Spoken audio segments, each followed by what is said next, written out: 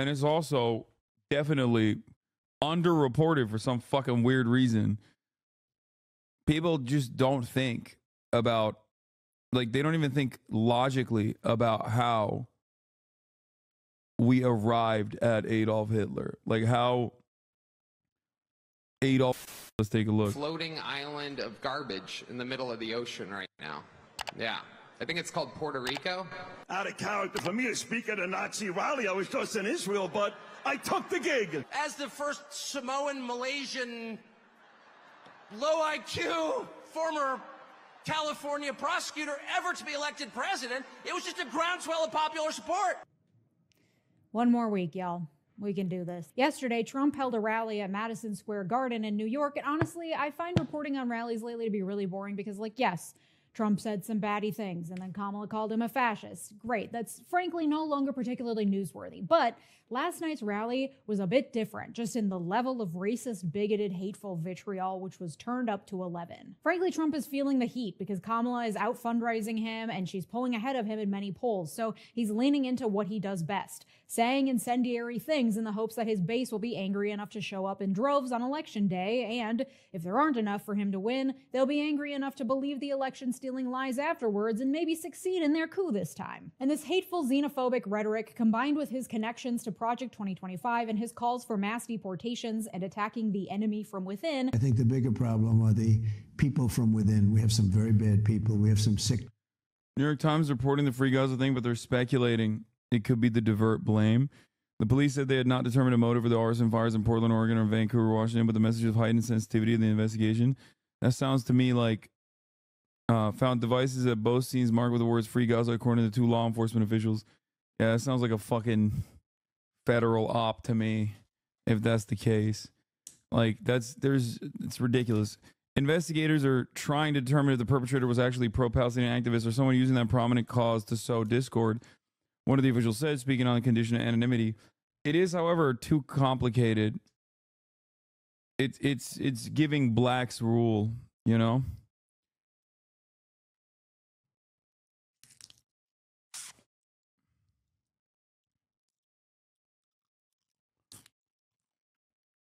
Unless what they're talking about is that there was just free Gaza stickers or something on the ballot box already. It's complicated as in, like, I'm thinking, who would do some shit like that?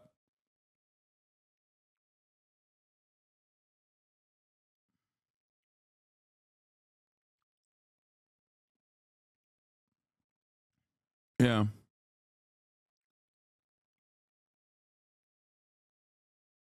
ABC reported on it and said there's no evidence they're connected, so I don't think it was on the bomb. I mean, if it was on the bomb, how the fuck would they still be able to retrieve that? Anyway, let's continue. Great. Thank you. Oops. People, radical left lunatics. And I think they're and it should be very easily handled by, if necessary, by National Guard, or if really necessary, by the military. Has many people, including Kamala Harris, sounding alarm bells about fascism. Trump even speaks positively about Hitler and is looking for generals with the same level of loyalty as he had. And so while I think comparing politicians and movements to Hitler and Nazis is a bit overblown generally, and I avoid doing it because it should be reserved for when the comparison is actually particularly apt, I think we have reached a point where the comparison is particularly apt. So today we're breaking down the fascist things Trump has said during his campaign and comparing that to Hitler. We all study the Holocaust in school and learn a lot about the aftermath of World War II, but taking a look at the years leading up to the war, the things Hitler said and the way he took power is, let's just say, instructive. Yeah, and it's also definitely underreported for some fucking weird reason. People just don't think about, like, they don't even think logically about how we arrived at Adolf Hitler. Like, how Adolf Hitler materialized. It didn't happen overnight. It didn't happen out of thin air. It doesn't, like, it's so fucking stupid to look at Donald Trump, who has invoked Hitler on numerous occasions, and just be like, oh, he's not Hitler, shut up. And all the more reason to show up and vote this year for Kamala Harris, whether you like it or not, frankly. Let's get into it. Thank you to my partner on today's video, Lumen. I've been, for the first time in my life, actually prioritizing the health of my nervous system lately. After the stress of the pandemic and a stint working an incredibly demanding job as a corporate attorney, my body was messed up, to say the least. I gained 40 pounds, I lost my period, I was constantly tired all the time. Something was wrong. This experience set me down a rabbit hole of learning everything I could about I'm letting her run the ad, hormones, and dude. metabolism. Turns out it's all connected. At and the it's top not of as the simple hour, you as can still calories in versus subscribe. Calories out, and eat more vegetables and protein for more energy. And once you start down that rabbit hole, you'll find a million purported experts online giving you advice that's iffy at best. And it's overwhelming and impossible to know what's actually right for your body. And that's where Lumen comes in. Lumen is the world's first handheld metabolic coach. It's a device that measures your metabolism through your breath. And on the app, it lets you know if you're burning fat or carbs and gives you tailored guidance to improve your nutrition, workouts, sleep, and even stress management. It's so much more than counting calories or tracking macros. Lumen gives you recommendations to improve your metabolic health based on the context of your breath measurement. Lumen has logged 55 million metabolic measurements and are the leading experts on metabolic health. Their recommendations are science-backed and personalized to your measurements, so you know that you're doing what's best for your body. Having that personalized insight into how your body is functioning is so key to learning how to make your body feel the best that it can feel. All you have to do is breathe into your Lumen first thing in the morning, and you'll know what's going on with your metabolism, whether you're burning mostly fats or carbs. Then, Lumen gives you a personalized nutrition plan for that day based on your measurements. You can also breathe into it before and after workouts and meals, so you know exactly what's going on in your body in real time. And Lumen will give you tips to keep you on top of your health game. To get 15% off your Lumen, just click the link below or go to lumen.me/Leeja and start taking charge. I'm not gonna skip. I'm watching her fucking video. I'm gonna watch her ad too. It's Ethical Reacts. Shut the fuck up. Of your health today. Thanks, Lumen. First, let's just define fascism. This word gets thrown around a lot, so it's worth giving it a technical definition. According to Encyclopedia Britannica, fascism is a political ideology and mass movement. Although fascist parties and movements differed significantly from one another, they had many characteristics in common, including extreme militaristic nationalism, contempt for electoral democracy and political and cultural liberalism, a belief in natural social hierarchy and the rule of elites, and the desire to create a people's community in which individual interests would be subordinated to the good of the nation. Fascist is seen as an insult and a dirty word today, and for good reason, but in its heyday it was proudly and openly embraced. Europe's first fascist leader was Benito Mussolini, whose National Fascist Party took power in 1922. Fascism spread throughout Europe in the years between the two world wars, largely as a backlash against the results of World War I. Virtually every European country had a fascist faction or party, and many countries saw those parties take power, including, of course, Italy and Germany. There were also fascist movements outside Europe, and I don't mean to be Eurocentric here, but this isn't a treatise on fascism, and I'm focusing on Hitler today, which requires talking mainly about Europe. Now, what makes a fascist? Unlike other political ideologies, fascism is unique because it doesn't have one clear theoretical framework, and instead it adapts to the specific cultural and historical conditions depending on where in the world it manifests. It is generally an amalgamation of a few key ideas. 1. Radical nationalism. In fascism, the ethnically and culturally homogenous core of the nation is the most valuable and central aspect of political life. We must do everything in our power to return to that historical homogeneity, whether real or imagined, as a means of protecting the nation from the threat of outsiders, both external and within our own borders. Number 2, populist authoritarianism. Fascism promotes the idolization and mythologization of charismatic central leaders. Leaders who are seen as embodiments of the people's will and of the nation itself, which falls in line with fascism's belief in authoritarianism, wherein the leader is infallible and above the law. And number 3, anti-liberal and anti-democratic. Traditionally, fascism expresses its anti-liberal sentiments through a rejection of the liberal emphasis on individual rights and freedoms, and instead advocating for subordination of individualism in favor of the collective fight for the nation. Democratic processes are weak, bureaucratic, and inefficient. The will of the nation must be implemented through swift, decisive action by the idolized leader, who embodies the will of the nation anyway, so let him just do his thing. Unlike traditional conservatism, which advocates for order and tradition, fascism brings a revolutionary fervor and populist rhetoric that alienates traditional conservatives as well as liberals. It is more radical, more movement-driven, and, as I said, more willing to fudge traditional political ideology in order to achieve the ultimate end goals of radical nationalism and populist authoritarianism. And a lot of the details of any particular fascist ideology differs depending on the specific location and moment in time when it manifests. Those details generally revolve around scapegoating and fear-mongering. Yeah, an American fascism, homegrown domestic fascism here takes a lot from the early proto-fascist stages, whether it be the Confederacy, white supremacist ideals that have been left unexamined in the United States of America and still play a formative role in the way that our society is designed. And beyond that, burger, McDonald's burger, like a lot of McDonald's burger, capitalist consumerism. Capitalizing on whatever is most scary to the population and giving them a group towards which to target their anger. In Italy and Germany, the fascist parties capitalized on the anger and fear of war veterans, the middle class, and other segments of society who felt alienated and threatened by societal and economic change. And socialists, who were violent, godless revolutionaries intent on dissolving the traditional way of life, like the Bolsheviks in Russia, as well as Jews, who were allegedly involved in, the massive plot to control banks in the world through an underground network, etc. Yeah, also, just remember that, socialism, in the way that the Nazis examined it, was a second Jewish religion. That's the way they treated it, at least. Now, obviously, the real goal was to eviscerate any matter of socialization that was occurring. And a really good way to do that was by dehumanizing Jewish people and then, playing the role of, Jews are responsible for this, or vice versa. Yeah, Judeo-Bolshevism. Etc. This trope has been around for a very long time.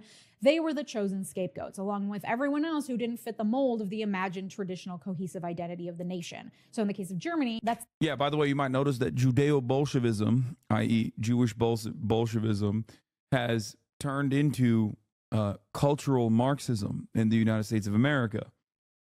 You can't just openly be anti-Semitic in the same way, especially because everybody understands that's a Nazi, and everybody understands that Nazis are bad. So we've repackaged the exact same sentiment. We just say that I guess the responsible parties are directly the George Soros types. Some powerful Jews are doing unrestricted immigration from the third world in an effort to destabilize the first world, in an effort to destabilize the supreme Western civilization and all of its offerings. The pseudoscientific Aryan race, a discredited concept that was invented in the 19th century by racist linguists, as well as a bastardization of social Darwin. How can there exist both the rhetoric of Judeo-Bolshevism and Jews controlling the banks? Is this just rightoid brain rot?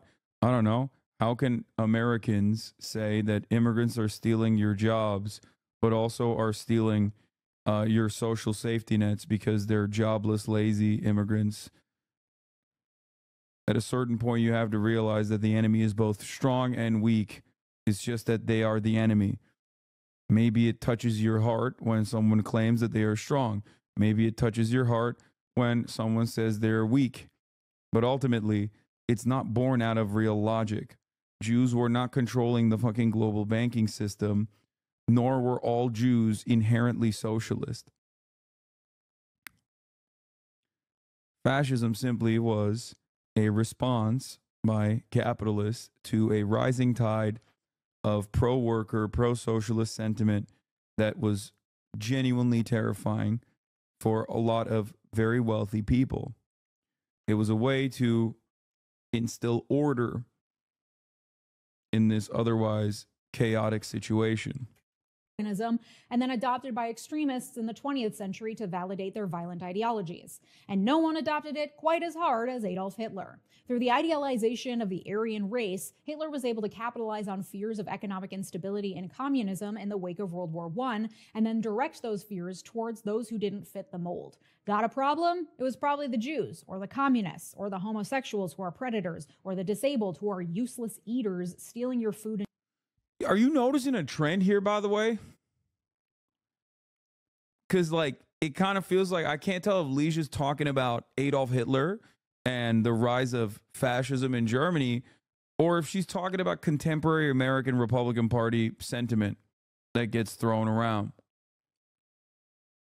In your resources, that was an actual talking point in Nazi propaganda. By playing into those fears and othering the people who do not fit the nationalist mold, fascists are able to create a strong identity, an us versus them mentality, which further solidifies that group dynamic. From this emerges what appears to be a safe haven for loyal members, where they will be protected, where there are clear answers for how to solve their problems, and where they can fight for their righteous national identity behind a strong leader that is above the law. Okay, now that we have the basics out of the way, let's examine how fascism manifested itself in Germany ahead of World War II, and I think you'll find this history very instructive.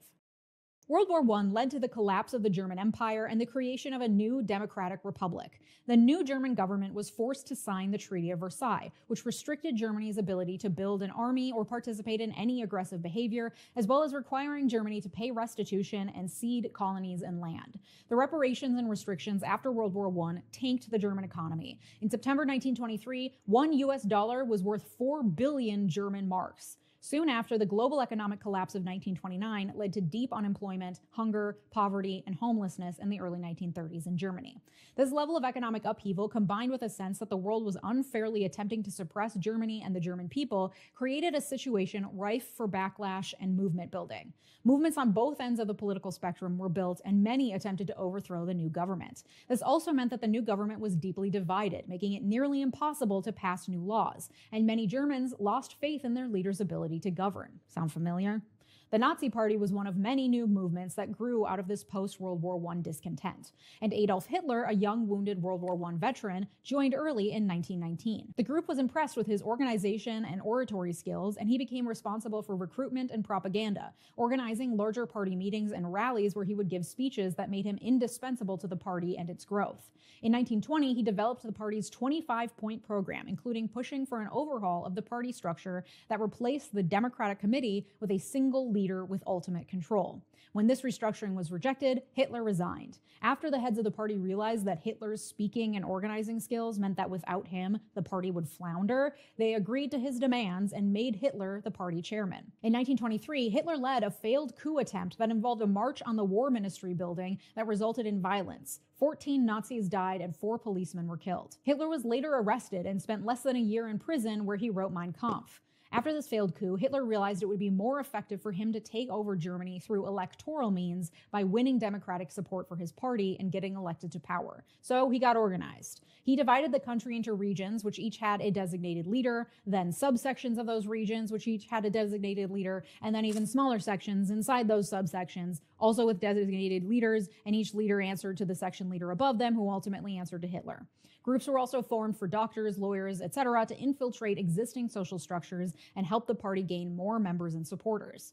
Hitler also established a new leader for the SA, the paramilitary arm of the Nazi Party. Initially, this paramilitary was a militia made up of ex-World War I soldiers and unemployed men who were disorderly and had free reign over their activities. To give this militia an air of legitimacy, Hitler appointed a strict leader to give the SA a more defined role. The SS was a small subdivision of the SA, originally meant to act as Hitler's bodyguards. The SS was significantly expanded in 1929 when Hitler put Heinrich Himmler in charge, who would lead the SS to police the entire Third Reich. These SS members were chosen based on their racial purity, blind obedience, and fanatical loyalty to Hitler. The more loyal you could prove yourself, the higher up the ranks you'd go. Sound familiar? As the military arms of the Nazi Party grew, so too did the propaganda wing. Joseph Goebbels used simple, effective communication through modern media like films and radio, combined with traditional campaigning tools like posters and newspapers. The propaganda played into Germans' fears during uncertain and unstable times. These included instilling fear of unemployment in the working class, portrayals of ideals of family and the role of women as mothers, and scapegoating Jews and communists as a source of most of their economic and personal woes. Through this propaganda, Goebbels built an image of Hitler as the strong, stable leader Germany needed to become a great power again. Goebbels was so effective and loyal that he was appointed Minister of Propaganda in 1933. The economic unrest during the Great Depression led to numerous leadership turnovers at the head of the German government, and the success of Nazi propaganda in obtaining popular support for Hitler and the Nazi movement was evident in the growing success in the elections. In 1928, the Nazi Party won just 2.6% of the vote, getting just 12 seats in the German parliament. 2 years later, in 1930, they won 18%, and 2 years after that, in 1932, Hitler ran for president, losing, but with 36.8% of the vote. This turned Hitler. Very important to understand, like, what the inception of this movement in such a short period of time, how much popularity they were able to cultivate. There's definitely not only a parallel here for Donald Trump, but also for the Reform Party, or AFD, in Germany, or the Nationalist Party in France. Very, very important to recognize. Okay? Now, that process might come across as accelerated in a place like the United States of America because we don't have a parliamentary structure. We don't have like a multi-party system. We have a duopoly. So Donald Trump, being a billionaire, was able to completely take over, overtake the one major party in our duopoly and rebuild it in his own image.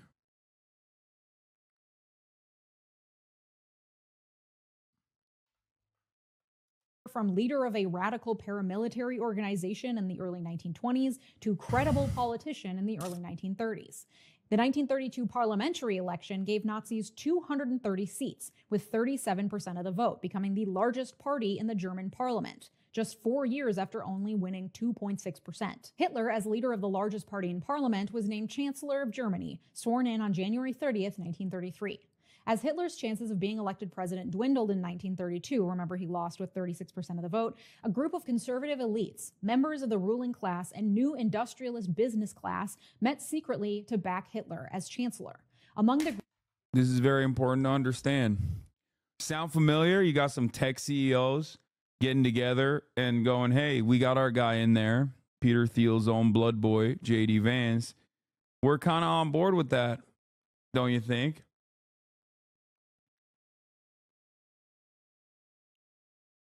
Yeah, they were liberals, by the way. Not every single one of them was like ideologically committed. You know?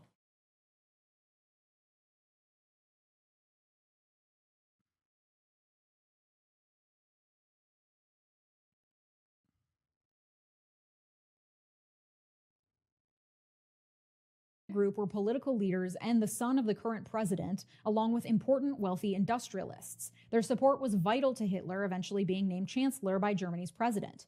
The idea being that they needed a strong authoritarian power in place to protect their power and money, and they saw their opportunity in Hitler. Sound familiar?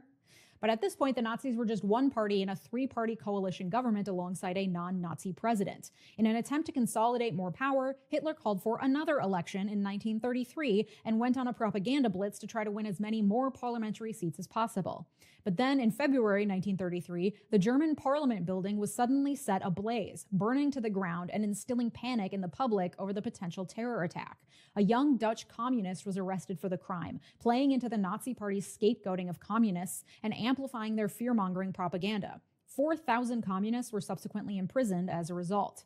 The day after the fire, the president of Germany signed the emergency decree for the protection of the German people.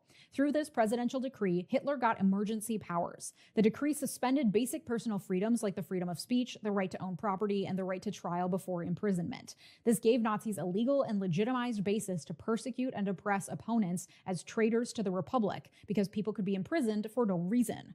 The Communist Party and its democratically elected parliament members were banned from parliament. The elections went forward as planned. In March, March, now under the fear of potential political persecution. Many people feared for their safety in casting their ballots. The Nazi Party won 43% of the vote, an increase of nearly 10% over the election held just 6 months before.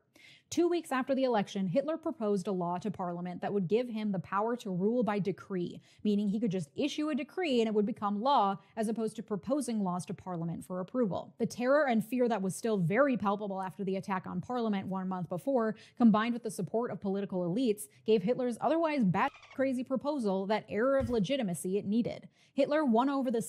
That's what happens when you have wealthy people on your side.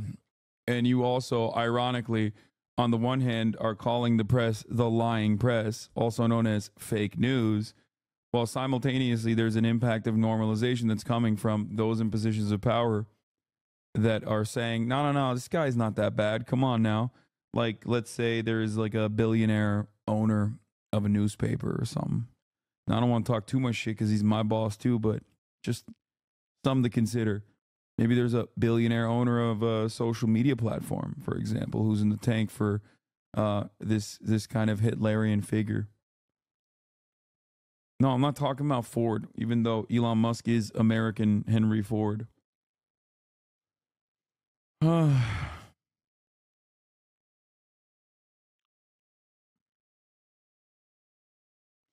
Why would the capital class align with fascists in America, though? There is no powerful communist to terrorize them, like liberalism seems kinder to everyone. Oh my God, dude. Do you really think that it's the communism that is responsible for the rise of Nazism in Germany? That's what you're saying? That's your takeaway from this? It's those dang commies, those dang Jewish commies that fucking forced the Nazis' hand, or forced the liberals into aligning with the Nazis?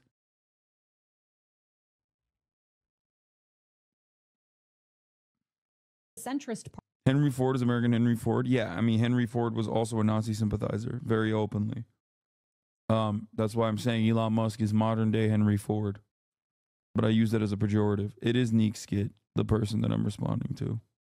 Party by promising to protect the interests of the Catholic Church, and with the communist parliament members banned from attending and the newly and illegitimately elected Nazi members of parliament, Hitler was able to get the parliament to pass his enabling law 444 to 94. Again, lending an air of legitimacy to what was an absolutely anti-democratic power grab. That same month, March 1933, the Nazis opened Dachau, their first concentration camp, to house and murder their political opponents.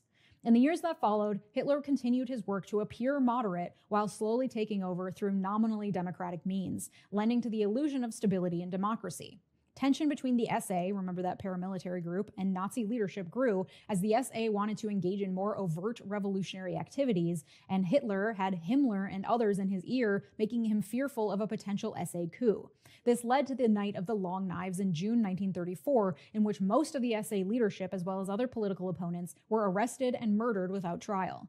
Goebbels, the propaganda leader of the party, created media coverage that presented the attack as a preventative measure in response to a planned coup on the government. Since the SA were seen by the public as being unruly and violent, many saw the attack as a legitimate move by the government to ensure public order.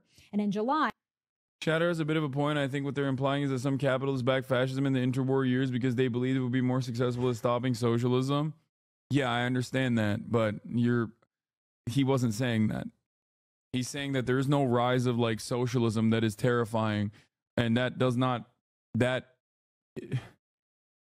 problem isn't the rise of socialism that led to fascism. The problem always was that capitalism is inherently self-destructive, and therefore, no matter what happens, people are going to want to, have better rights, better liberties, better workplace protections and things of that nature. Capital owners are directly antagonistic to that sort of thing, and that is precisely why, even if there isn't a rise of socialism, they're going to want to instill some kind of order.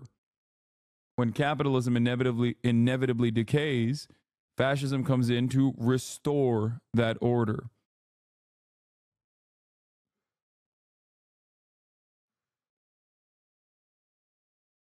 And considering that these people do not care about anything, they don't care about poisoning the water supply, they do not care about enslaving their fellow American citizens or their fellow human beings, at the behest of returning a tidy profit, it's obvious that a little bit of instability or a little bit of anger seen from the overarching public is enough for them to be like, no, it's fascism time. No, of course not. But those capital owners did a line out of fear of communists because liberals were falling out of power, right? That's what we learn in school, but that's definitely not happening in America. What are you talking about? You're literally directly looking at a situation where billionaire newspaper owners are saying, yeah, let's not fucking endorse Kamala Harris. Because, you know, impartiality or whatever. At a time when liberals are like, oh no, we're going to lose power, so we should just, you know, capitulate to the fucking framework of the right, the Nazis.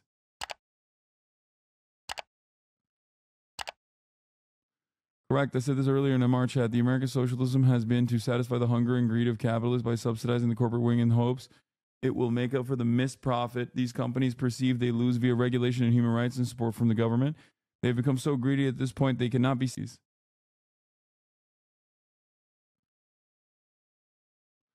Correct. I said this earlier in our chat. The American socialism has been to satisfy the hunger and greed of capitalists by subsidizing the corporate wing in hopes it will make up for the missed profit these companies perceive they lose via regulation and human rights and support from the government. They've become so greedy at this point they cannot be satiated by corporate socialism. This is simply inevitable greed.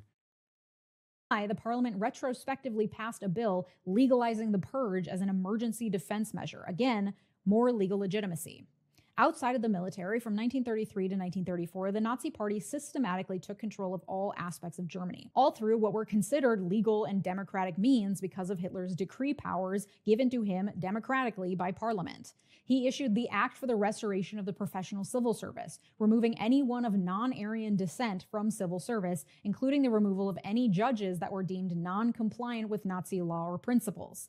The Nazis replaced the Supreme Court with the People's Court, on which sat judges chosen specifically for their Nazi beliefs. Goebbels was put in charge of controlling the national media, arts, and culture, ensuring they all advocated for Nazi ideas. Then, in August 1934, the president of Germany, the final check on Hitler's power, died.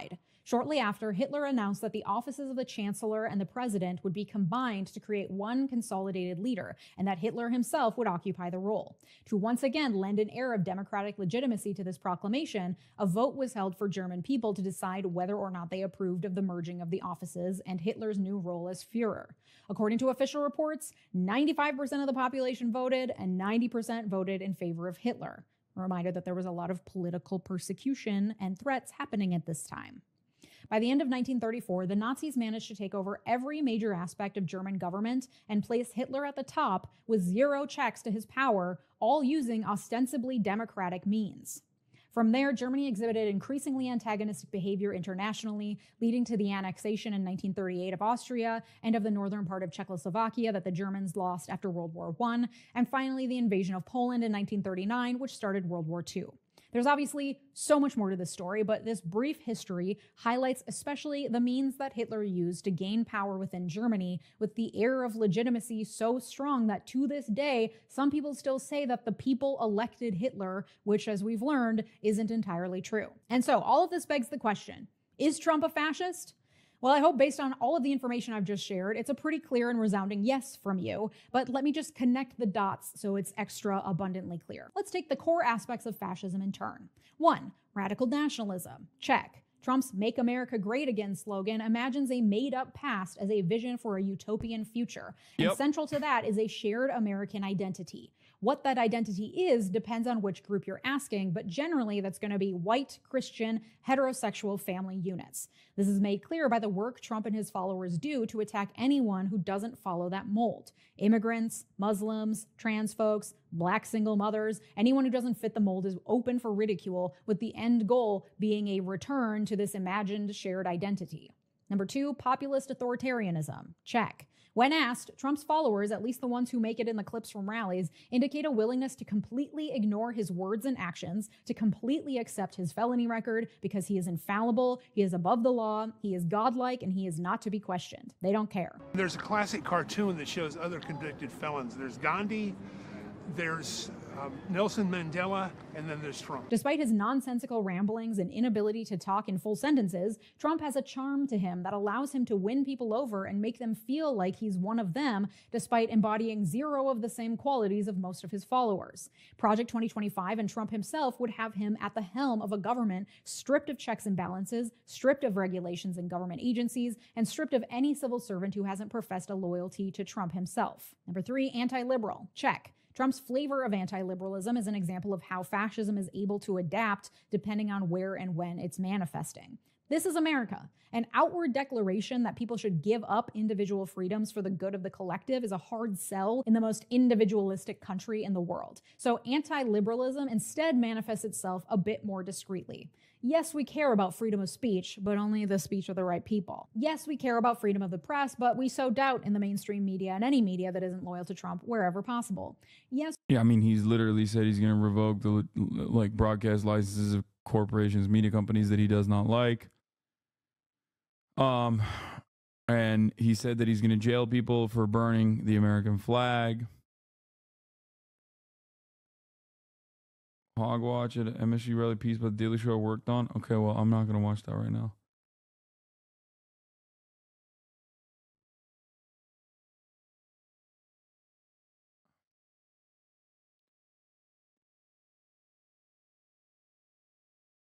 Yes, we believe in freedom of religion, but only for Christians. Individual freedoms in Trump's fascism all come with a caveat that render them applicable. Are people stupid saying liberals will be with him? First of all, liberals were with Hitler. She mentioned that as well. When she says liberalism in this circumstance, she's actually talking about the political theory of liberalism, which is, I mean, she even invokes like American individualism as an aspect of liberalism, which is correct.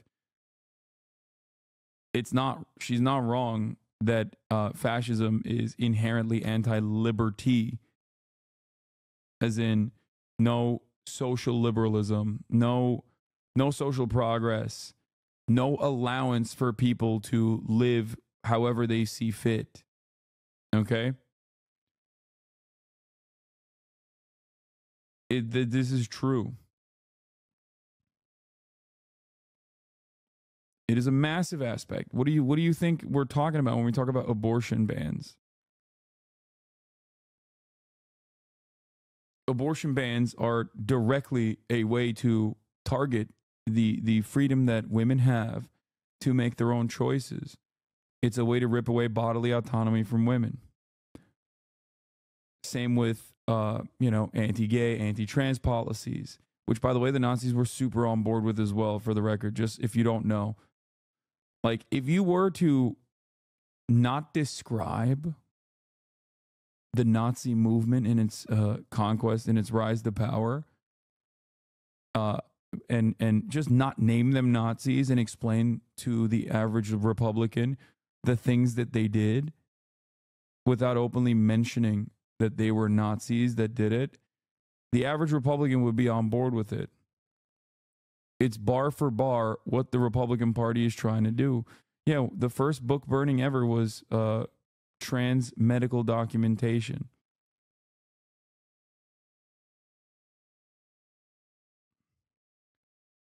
Hitler also outlawed abortion for white folk. Kaya. Because he had concerns about he had demographic concerns for the white Volk German population. Didn't the left literally burn books? What? I have no idea what you're talking about. We're talking about the Nazis burning trans books, like books about trans medicine.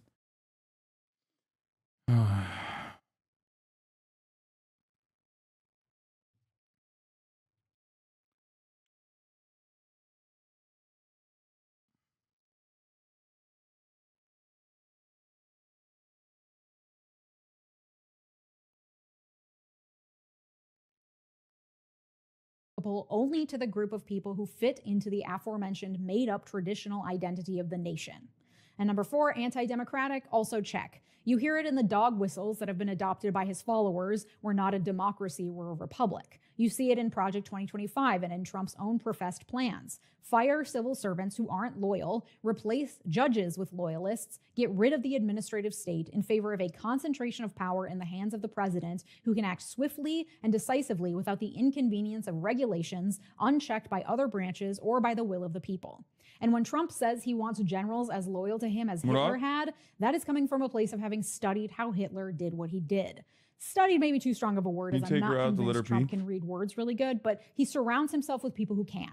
Like Hitler, Trump has capitalized on the fears of his base: astronomical economic inequality, racial animosity, changing societal norms. Like Hitler, Trump has chosen a handful of scapegoats that can be blamed for everything without needing any actual evidence to back it up. Can't find housing? Immigrants took it. Can't find a job? Immigrants took it. Feeling unsafe? Probably the immigrants, or the blacks, or the black immigrants. They're eating the pets.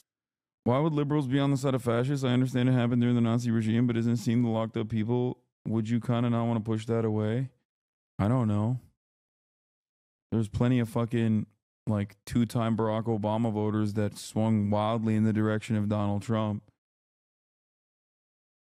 There's plenty of people who got their brain broken from COVID and then voted for Donald Trump and now are a shell of what they once were.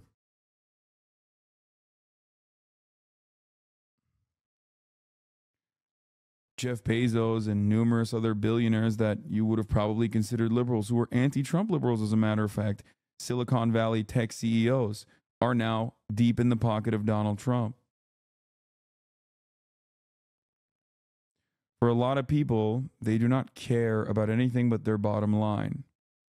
And if fascism seems like an adequate alternative that will restore your, or will fight for your profit margins, then for them it's a simple calculation.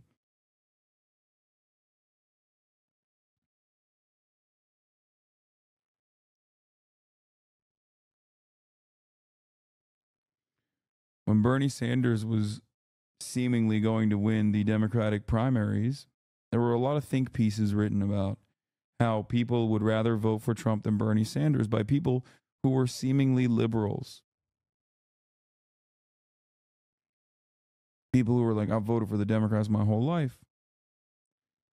But Bernie Sanders is far too radical for me. Why? Because he wanted to do fucking universal health care.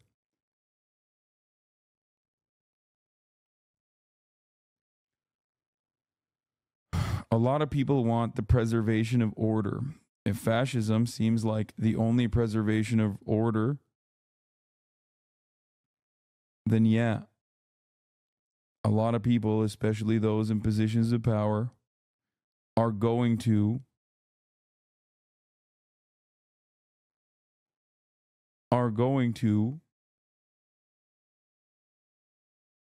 choose fascism over any kind of radical shakeup of the system.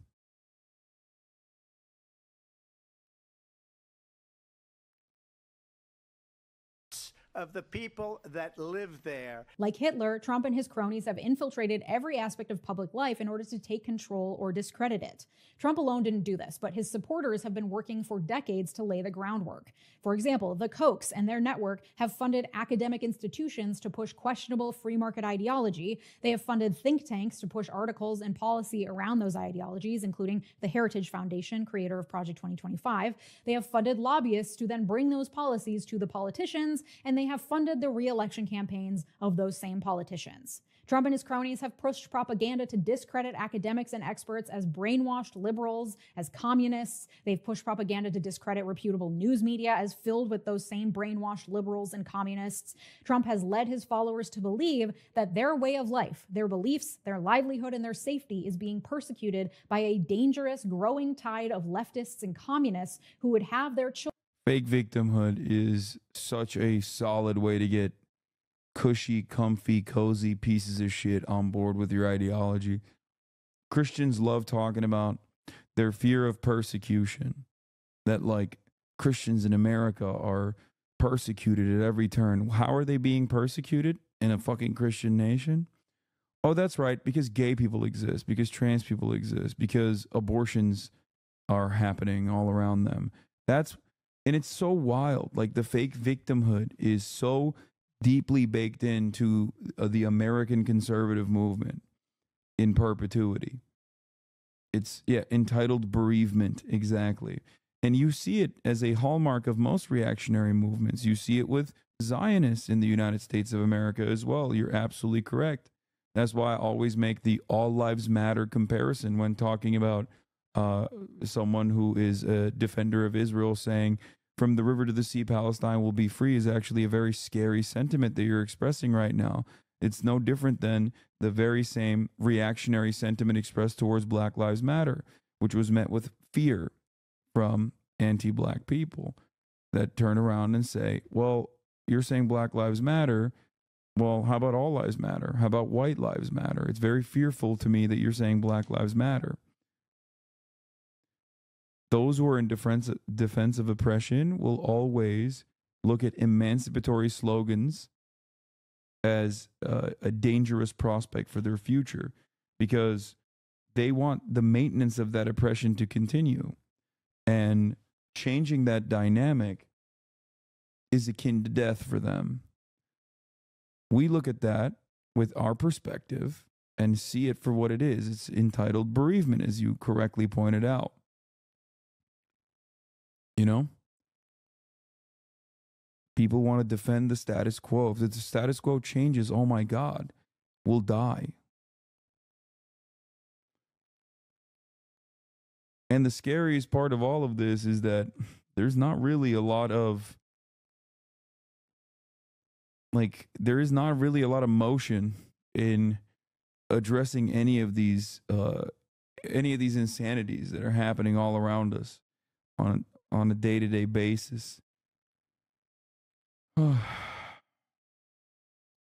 know what always killed me about the fear of persecution? Christians are taught that if they aren't being persecuted, they aren't following Christ well enough.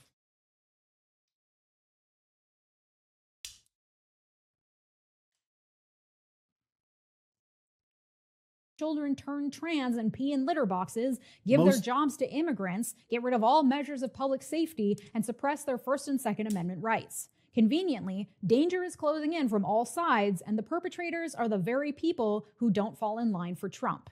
And all of this is cloaked under a false sense of legitimacy because he was elected fair and square once. Fair and square, however, is arguable because he lost the popular vote and voter suppression is very real, but technically he won.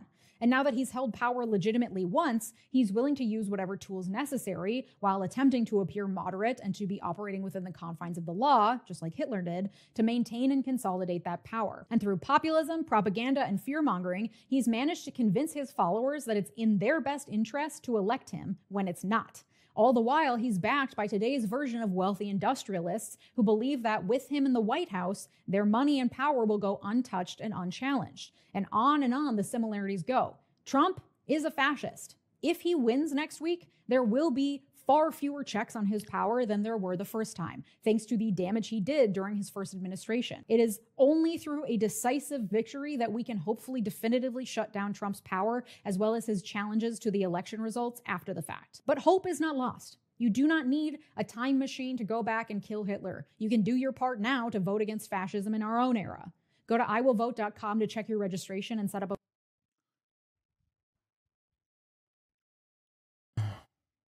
voting plan. If you haven't voted already, do you have a plan to vote? Comment it below. It helps to actually write it down. I will be voting on election day because I love being in the action on the day of. So I will walk to my polling place after breakfast on November 5th, and I will cast my vote for Kamala Harris. Is she advocating for the progressive policies I want? Hell no.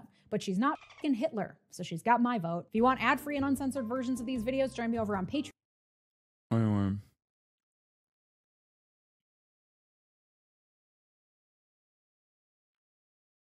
Not to be negative, but we're kind of doomed. I mean,